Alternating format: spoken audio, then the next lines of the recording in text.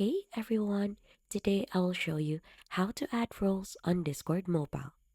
First, open the Discord app on your phone. Go to the server where you want to add a role. Click on it, and on the top of the screen, you should be able to click on your server name. Once you're inside the server name, tap on Settings and scroll down until you find in Roles. Inside Roles, there you won't immediately see an obvious Add Role button.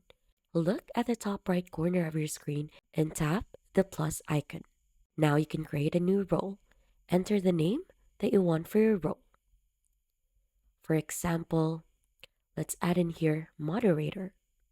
After that, you can customize the role by choosing a color. Pick any color that you want. Click on save, and right after, if you're done customizing, tap on create.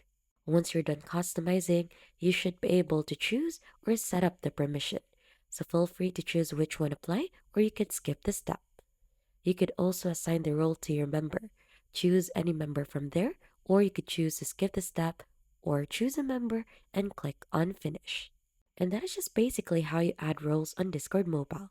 If you found this video helpful, subscribe to the channel and leave a like.